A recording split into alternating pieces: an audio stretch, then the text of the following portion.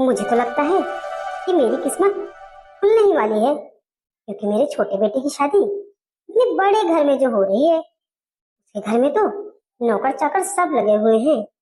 और तो और समधी जी ने बोला है कि अपनी बेटी को भर भर के दहेज देंगे। आखिर जब मेरी छोटी बहू इतना दहेज लेकर आएगी तो मैं उसे घर में रानी बना के रखूंगी। उससे तो मैं घर का एक काम नहीं करवाऊंगी। बड़ी बहू है ना, वो कर लेगी सारा काम घर का। वो पहले भी तो इतने दिनों से घर के सारे काम संभालती आ रही है, तो आगे भी संभाल लेगी। वैसे भी मेरी बड़ी बहू जब शादी करके इस घर में आई थी तो 1 रुपया भी दहेज लेकर नहीं आई थी। बस उसके बाप ने उसे विदाई में 2 जोड़े कपड़े दिए थे, बस उन्हीं कपड़ों में विदा कर दिया था यहाँ पर। मैं तो इस शादी के लिए मान नहीं रही थी, लेकिन मेरा बेटा मेरी एक न सुना और वो बोला शादी करूंगा तो पूनम से ही करूंगा। इसलिए मैं मजबूर हो गई। क्या करती भी क्या, करा दी मैंने उसकी शादी। अब बिना दहेज के इस घर में आई है तो घर के काम तो उसे करने ही पड़ेंगे। लेकिन मेरी छोटी बहू इतना सारा दहेज लेके आ रही है तो उसे तो मैं अपनी पलकों पर बिठा के रखूंगी। आज तो माँ जी बड़ी खुश नजर आ रही है, पता नहीं किन ख्यालों में खोई हुई है। माँ जी ये लीजिए चाय। क्या बात है माँ जी, कोई खुशी की बात है क्या जो आज आप इतना खुश हैं? अरे हाँ हाँ बहू, खुशी की तो बात ही है। 1 हफ्ते बाद मेरे छोटे बेटे की शादी है। कल परसों से ही सारे मेहमान घर में आने लगेंगे, तो मैं तो इसलिए बहुत खुश हूँ। और बहू शादी की सारी तैयारियां हो गई है ना, सारे मेहमान आने वाले हैं। तुम सभी के रहने खाने का सबका अच्छे से इंतजाम कर देना। अरे हाँ हाँ माँ जी, आप उसकी चिंता बिल्कुल भी मत करिए, मैंने सारी तैयारियां कर दी है। सभी मेहमान आएंगे तो उन्हें किसी भी प्रकार की कोई दिक्कत नहीं होगी। ठीक है बहू। शादी के अगले दिन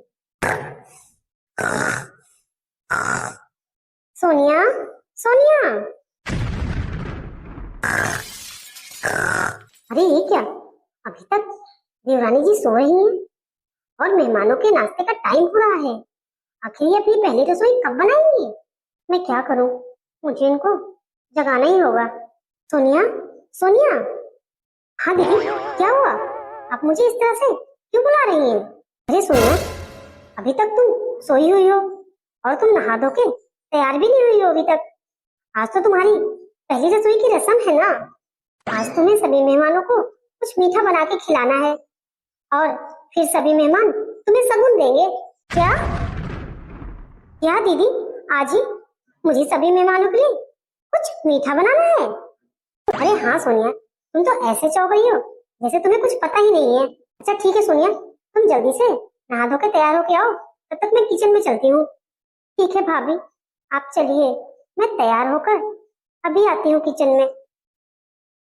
ठीक है सोनिया, लेट मत करना, वैसे भी लेट हो गया है।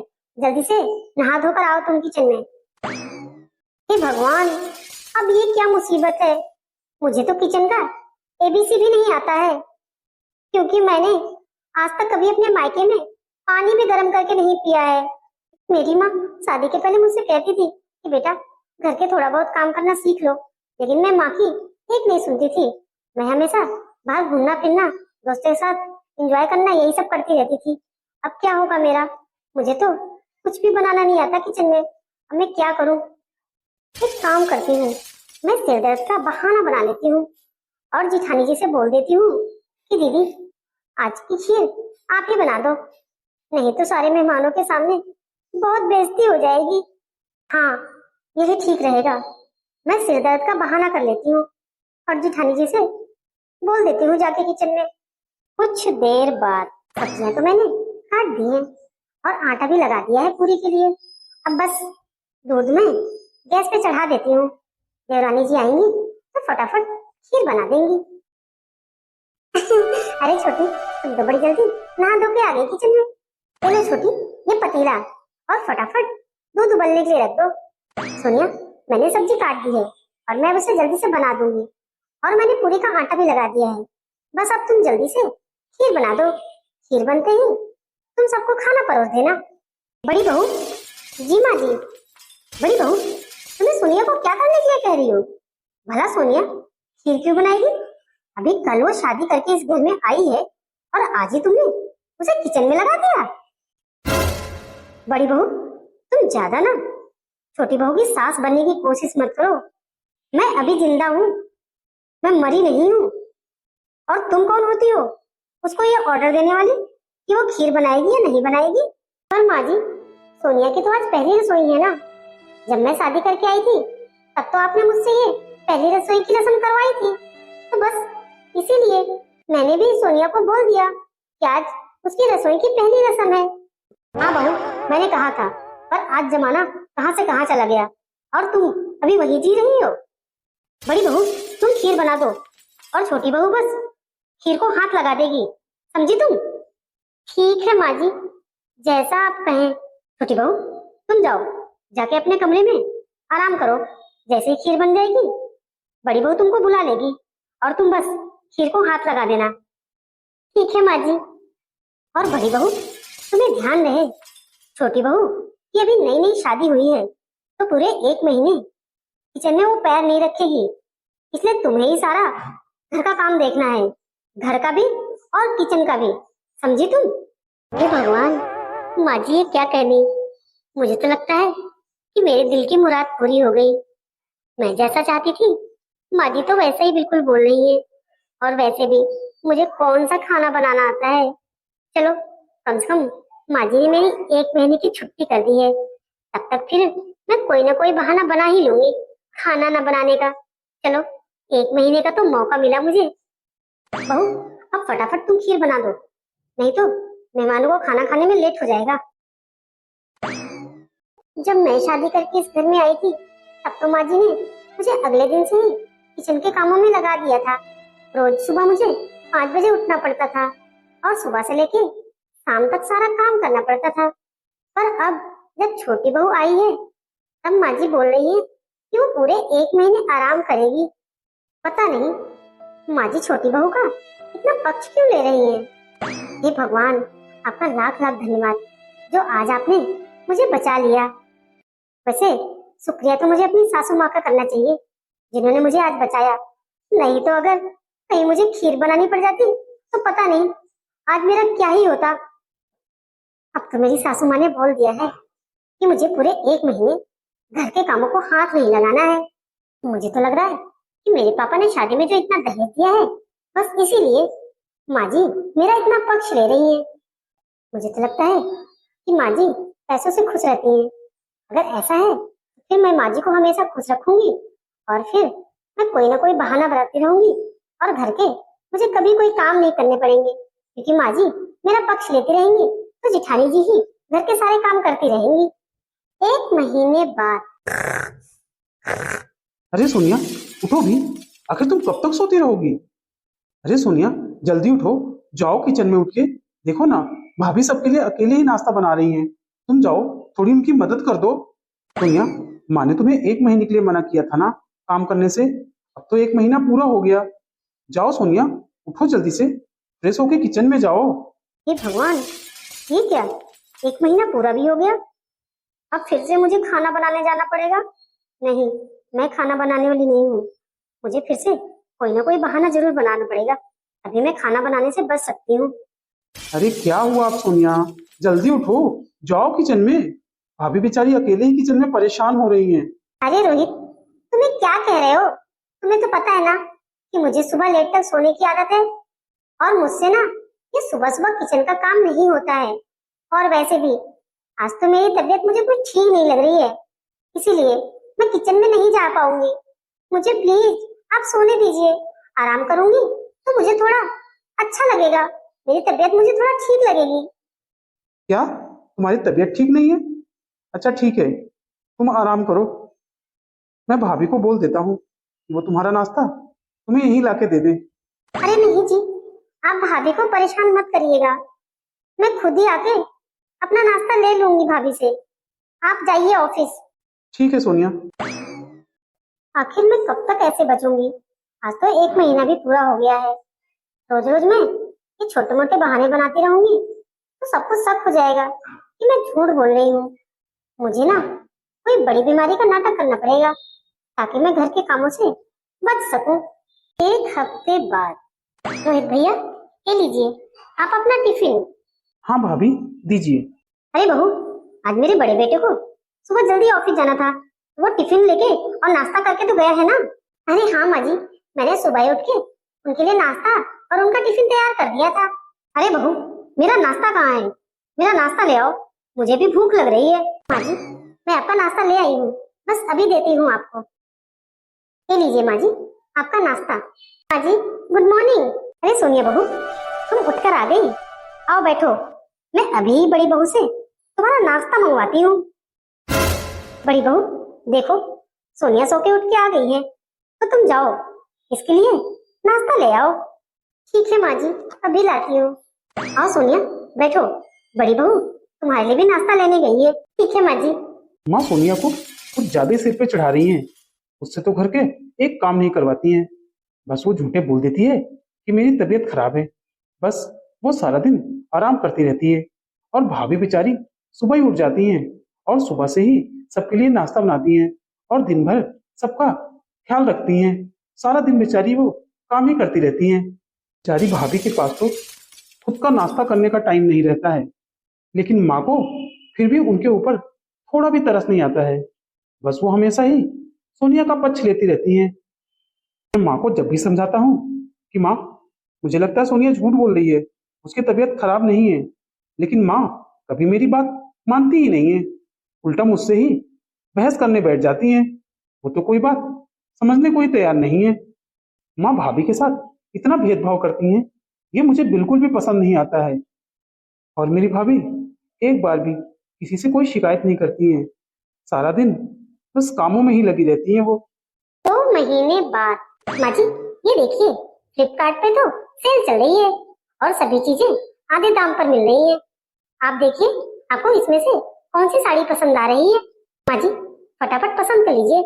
जो साड़ी आप कहेंगी मैं ऑर्डर कर दूंगी, 1-2 दिनों में आ जाएगी। आज वैसे भी माँ जी सेल का आखिरी दिन है, तो आपको जल्दी से ही कोई साड़ी पसंद करनी पड़ेगी ताकि मैं उसको ऑर्डर कर सकूं।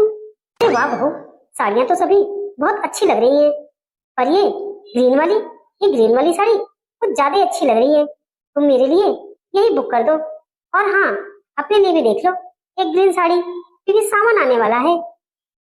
ठीक है माँ जी, मैं अभी आपके लिए ये ग्रीन वाली साड़ी बुक कर देती हूँ। और हाँ, मैं अपने लिए भी एक अच्छी सी ग्रीन साड़ी बुक कर लेती हूँ।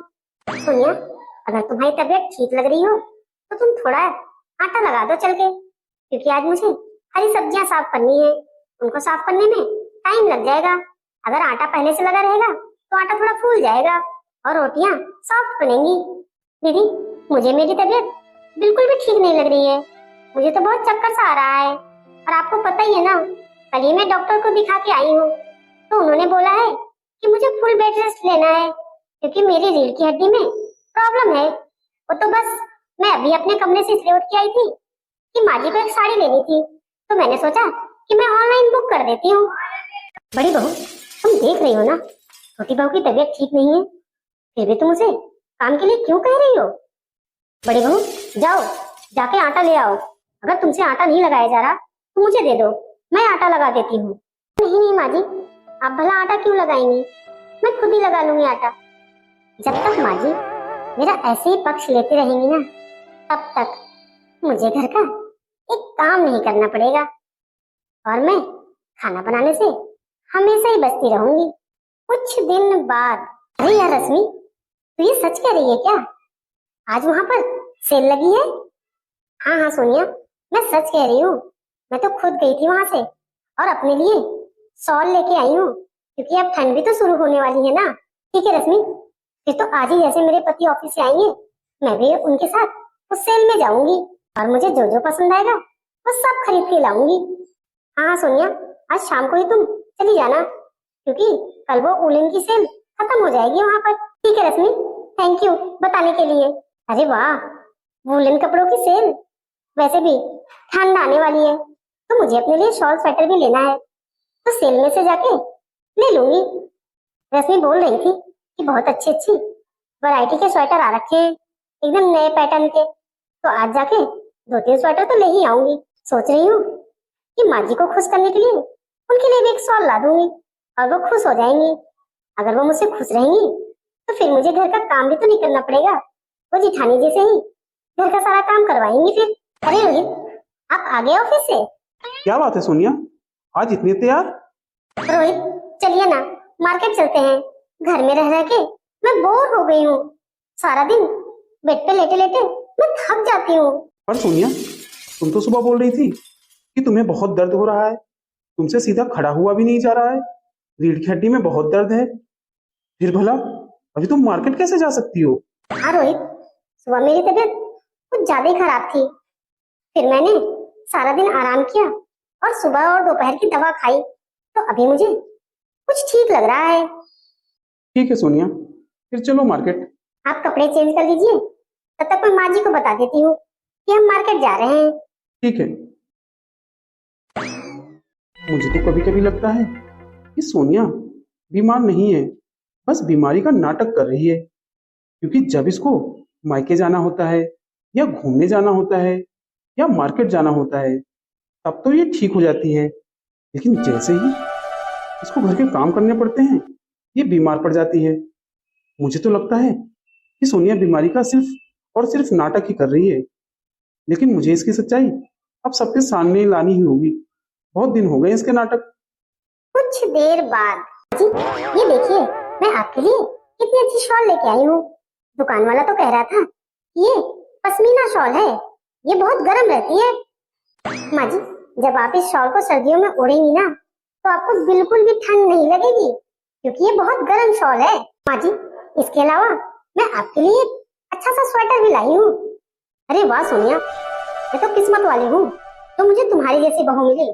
तुम मेरा कितना ख्याल रखती हो। तुम्हारी तो तबीयत भी खराब रहती है, उसके बाद भी तुम मेरे लिए मार्केट गई और मेरे लिए शॉल और स्वेटर लेके आई। अरे माँ जी, आप भी ना। चलिए माँ जी, चलिए मेरे रूम में चलिए, मैं यहाँ वहां पर आपको स्वेटर पहना के दिखाती हूँ। शीशे में आप खुद को देखिए, कैसी लग रही हैं आप। हाँ बहू, चलो। मैं सारा दिन घर के काम करती हूँ और मैं माँ जी का भी सुबह से लेकर शाम तक पूरा ख्याल रखती हूँ, उनके खाने का, नाश्ते का, उनकी दवाइयों का। अगर उनके हाथ पैर में दर्द होता है तो मैं तेल भी लगाती हूँ। उसके बाद भी मैं माँ जी के लिए अच्छी बहू नहीं हूँ। सोनिया उनके लिए शॉल और स्वेटर के अलावा वो उनकी अच्छी बहू हो गई। और वो सोनिया कुछ कुछ दिन में माँ जी को कुछ लाके दे देती है, उसके बाद वो माँ जी की लाडली बहू बन गई है। लेकिन अब बहुत हो गया, अब मैंने बहुत सह लिया, लेकिन अब और नहीं। माँ जी की अच्छी बहू की सच्चाई अब मैं सबके सामने लाके रहूंगी, लेकिन इसके लिए पहले मुझे देवर जी से बात करनी पड़ेगी। अरे देवर जी, आप यहाँ? मैं तो आपके पास ही आ रही थी। क्या हुआ भाभी, कोई बात है क्या? देवर जी, मुझे सोनिया के बारे में आपसे कुछ बात करनी है, लेकिन आप बुरा मत मानिएगा। अरे हाँ हाँ बोलिए ना भाभी, मैं क्यों बुरा मानने लगा आपकी बातों का? देवर जी, इतने दिन से देखते देखते मुझे ये समझ में आया कि सोनिया बीमारी का झूठा नाटक करती है। वो बीमार नहीं है, बस घर के कामों से बचने के लिए वो बीमारी का नाटक करती है। भाभी, आप जो कह रही हैं मुझे भी कुछ ऐसा ही महसूस होता है, क्योंकि जब भी मैं उससे कहता हूँ कि चलो तुम्हारा पूरा चेकअप करा देता हूँ तो वो मना कर देती है। बोलती है कि मैंने अपना पूरा चेकअप कराया है, सारी रिपोर्ट ठीक है, बस मेरी रीढ़ की हड्डी में दर्द है। और वो कभी भी मेरे साथ डॉक्टर के पास नहीं जाती है, वो हमेशा अपनी माँ के साथ ही डॉक्टर के पास जाती है। मैं जब भी कहता हूँ कि मैं छुट्टी ले लूंगा, तुम्हारे साथ चलूंगा डॉक्टर के पास, तो बोल मना कर देती है। कहती है कि नहीं, आप रहने दीजिए, आप ऑफिस जाइए, मैं माँ के साथ ही चली जाऊंगी। भाभी, आपको भी ऐसा लगता है ना कि वो बीमारी का नाटक करती है? और मुझे भी ऐसा ही लगता है कि वो बीमारी का बस नाटक कर रही है। तो भाभी, उसकी सच्चाई माँ के सामने लाने का मेरे पास एक आइडिया है। बताइए ना देवर जी, क्या आइडिया है आपके पास? रुकिए भाभी, मैं आपके कान में बताता हूँ। ठीक है देवर जी, आप जैसा कह रहे हैं कल मैं वैसा ही करूंगी। कल मैं भी बीमारी का नाटक करके सुबह लेटी रहूंगी। ठीक है भाभी, अब सोनिया की सच्चाई सबके सामने लाने का मेरे पास यही एक रास्ता है। अगले दिन माँ, आज मेरी छुट्टी थी तो आज शाम को मैंने अपने कुछ दोस्तों को डिनर पर इनवाइट किया है। माँ, मैं थोड़ा बाहर जा रहा हूँ, पर आप भाभी को बोल देना कि रात के डिनर की तैयारी कर लेंगी। मेरे 7-8 दोस्त आएंगे खाने पर। पर बेटा, तेरी भाभी की तो तबीयत खराब है, वो आज सुबह से ही उसको बुखार है और उसको चक्कर भी आ रहे हैं। उसने तो आज सुबह का नाश्ता भी नहीं बनाया है। आज सुबह का नाश्ता मैंने बनाया है किसी तरह। क्या माँ, भाभी की तबीयत खराब है? फिर रात के डिनर का क्या होगा? माँ, अब तो मैंने अपने सभी दोस्तों को इनवाइट भी कर दिया है। अगर भाभी की तबीयत ऐसी खराब रहेगी तो फिर रात का खाना भला कौन बनाएगा? देखो बेटा, मैंने सुबह का नाश्ता तो किसी तरह बना दिया, लेकिन अब ये मत सोचना कि मैं तुम्हारे दोस्तों के लिए रात का डिनर बना दूंगी। मेरे बस की बात नहीं है 7-8 लोगों का खाना बनाना।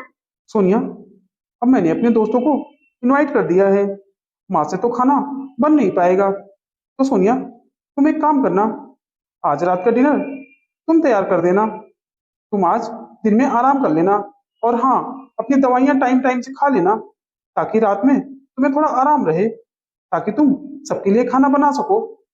क्या? मैं? हाँ सोनिया, इसमें इतने चौंकने वाली क्या बात है? अब भाभी की तबीयत खराब है और माँ से इतना खाना बन नहीं पाएगा, तो फिर भला और रात का डिनर कौन बनाएगा? मैं थोड़ी ना बनाऊंगा, तुम्हें तो बनाना पड़ेगा। अरे रोहित, तुम्हें तो पता है ना कि मेरी तबीयत कहाँ ठीक रहती है। मैं कैसे बना सकती हूँ इतने लोगों का खाना? मैं तो खुद ही बीमार हूँ। रोहित, आप एक काम करो ना, सभी के लिए खाना बाहर से ऑर्डर कर दो। मेरी तबीयत बिल्कुल भी ठीक नहीं लग रही है। अब तो मैं दवा खाती हूँ, तब भी मेरी तबीयत ज्यादा ठीक नहीं लगती है। मुझे बराबर दर्द बना ही रहता है, ना ही ठीक से मुझसे उठा बैठा जाता है अब तो। ठीक है सोनिया, अगर तुम बीमार हो तो ठीक है, चलो मेरे साथ आज ही हॉस्पिटल। मेरी जानकारी में एक हड्डी रोग विशेषज्ञ अच्छे हैं, मैं उनसे ही तुम्हारी सारी जांचें करवा देता हूँ, ताकि पता चल जाए आखिर तुम्हारी बीमारी क्या है, क्योंकि तुम इतने दिनों से परेशान हो। 1 साल तो हो गया तुमको धीरे धीरे दवाइयाँ खाते हुए। आखिर तुम कब तक इस तरह दवाइयाँ खाती रहोगी? चलो आज ही और अभी मेरे साथ चलो डॉक्टर के पास।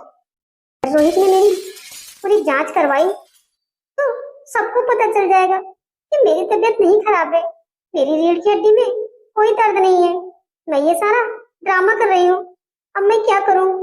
माँ जी, आपको तो पता है ना कि मैं बीमार रहती हूँ, फिर भला मैं रात का खाना वो भी इतने लोग का कैसे बना पाऊंगी? माँ जी, आप रोहित को बोलिए ना आज बाहर से खाना ऑर्डर करवा दे। और वैसे भी मैं अभी दवा खा के लेटने जा रही हूँ, क्योंकि मेरा दर्द बढ़ गया है। मैं काफी देर से यहाँ बैठी थी ना। ठीक है बहू, तू काम मत कर। जब तेरी तबीयत खराब है तो तू जाके आराम कर। और रही बात रात के डिनर की, तो हम बाहर से खाना ऑर्डर कर देंगे। माँ, अगर सोनिया की तबीयत खराब है तो मैं इसे अभी डॉक्टर के पास ले जाता हूँ, क्योंकि ज्यादा दिन बीमारी को पालना ठीक नहीं है, इलाज जरूरी है। बहू, शायद रोहित सही कह रहा है। तुम्हें रोहित के साथ डॉक्टर के पास चले जाना चाहिए, क्योंकि तुम काफी दिन से बीमार हो और अभी तक तुम्हारी तबीयत ठीक नहीं हुई है। तो सोनिया, आज मेरी छुट्टी भी है, मैं तुम्हें अभी डॉक्टर के पास लेके चलता हूँ। अगर मैं रोहित के साथ डॉक्टर के पास गई तो मेरा राज खुल जाएगा। अब मैं क्या करूं? रोहित, मुझे अभी डॉक्टर के पास नहीं जाना है। मेरी डॉक्टर से 15 दिन बाद अपॉइंटमेंट है, तो मैं अपनी माँ के साथ चली जाऊंगी। और वैसे भी रोहित, अभी मैं थोड़ा अच्छा महसूस कर रही हूँ, इसीलिए आज आप रहने दीजिए डॉक्टर के पास ले जाने को मुझे। सोनिया, मुझे पता है कि तुम झूठ बोल रही हो ना कि तुम बीमार हो, तुम तो बस बीमारी का नाटक कर रही थी ना। सोनिया, अब तुम अपने मुंह से सच बताओगी या मैं सबको सच बताऊं तुम्हारा? हाँ रोहित, मैं बीमार नहीं हूँ। मैं तो बस बीमारी का नाटक कर रही थी, क्योंकि मुझे खाना बनाना और घर के काम नहीं आते हैं। शादी के पहले मेरी माँ ने कहा था कि घर के काम सीख लो, लेकिन मैंने उनकी एक न सुनी। अब जब मैं शादी करके इस घर में आई तो मुझे कोई भी काम नहीं आता था। फिर भला मैं कैसे कोई काम करती? बस इसीलिए मैं इतने दिनों से बीमार होने का नाटक कर रही थी। हाजी, मैं डरती थी कि अगर आप लोग को ये बात पता चल जाएगी कि मुझे घर का कोई काम नहीं आता है, तो आप सब मुझसे नाराज हो जाएंगे। दीदी, बस इसीलिए मैं इतने दिन से बीमारी का नाटक कर रही थी, ताकि आप लोग को कहीं कुछ पता न चल जाए कि मुझे घर के काम करने नहीं आते। अरे सोनिया, अगर तुम्हें घर के काम करना नहीं आता था तो मुझे बता देती, मैं तुम्हें सिखा देती। लेकिन तुम्हें ये झूठा नाटक करने की क्या जरूरत थी? सोनिया, तुम्हें कम से कम मुझे तो बताना था कि तुम्हें घर के काम नहीं आते, तुम बस इसीलिए ये सब कुछ कर रही हो। अरे मैं तुम्हारे लिए कितना परेशान रहता था। मैं ऑफिस जाता था तो सारे समय बस तुम्हारे बारे में ही सोचता था कि पता नहीं उसकी तबीयत कैसी होगी कैसी नहीं। लेकिन तुम तो झूठा नाटक कर रही थी। रोहित जी, मुझे माफ कर दीजिए। मैंने बहुत बड़ी गलती की है। मैंने आपको बहुत परेशान किया है ना। प्लीज रोहित, मुझे माफ कर दो। बड़ी बहू, इसमें छोटी बहू का ही सारा दोष नहीं है। इसमें काफी दोष मेरा भी है। मैं ही उसको सिर पर चढ़ा रखी थी और मैं उससे शुरुआत में घर का कोई काम नहीं करवाई। तो बहू, धीरे धीरे उसने ये बहाना ही बना लिया उस काम को ना करने का। अगर बहू शुरू में ही मैं इसको काम करने के लिए बोलती तो शायद आज ये सब ना होता। बड़ी बहू, मुझे माफ कर दो। मैंने तुम्हारे साथ बहुत बड़ा अन्याय किया है। मैंने तुम्हारे त्याग को कभी नहीं देखा। तुम हम सबका इतना ख्याल रखती थी, लेकिन छोटी बहू के मायके से आए हुए दहेज के सामान में मैं इतनी अंधी हो गई कि मैं तुम्हारे दर्द को समझ ही नहीं पाई। बड़ी बहू, मुझे माफ कर दो। दोबारा मुझसे ऐसी गलती नहीं होगी। माँ जी, आप मुझसे इस तरह से माफी मत मांगिए। गलती तो इंसानों से ही होती है। माँ जी, मुझे तो बस इसी बात की खुशी है कि आज सोनिया की सच्चाई सबके सामने आ गई। दीदी, मुझे माफ कर दीजिए। मैंने आपको बहुत परेशान किया है।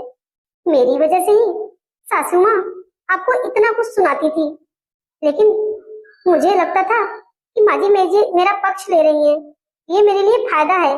बस इसीलिए माँ जी को मैं ऐसा करने के लिए बढ़ावा देती थी। दीदी, मैं जब से इस घर में शादी करके आई हूँ, मैंने आपको बहुत परेशान किया है। मैं अपने आलस में अंधी हो गई थी। पर दीदी, आज के बाद मैं कभी ऐसा नहीं करूंगी। मैं आपसे सारे काम सीखूंगी और मुझसे जितना बन पड़ेगा मैं घर के काम में आपकी मदद करूंगी। सोनिया, अगर तुम्हें अपनी गलती का एहसास हो गया है, इससे बड़ी और कौन सी बात होगी। तो दोस्तों, बहू की कीमत उसके दहेज से नहीं, उसके संस्कार और त्याग से होनी चाहिए। झूठ और बहाने कुछ समय तक ही साथ देते हैं। सच्चाई स्वीकार कर लेना चाहिए। अपनी गलती की माफी मांगना और खुद को सुधारना ही रिश्तों को मजबूत बनाता है। तो दोस्तों, आज की कहानी आपको कैसी लगी मुझे कमेंट करके जरूर बताना। और हाँ, मेरे चैनल को सब्सक्राइब करना ना भूलना।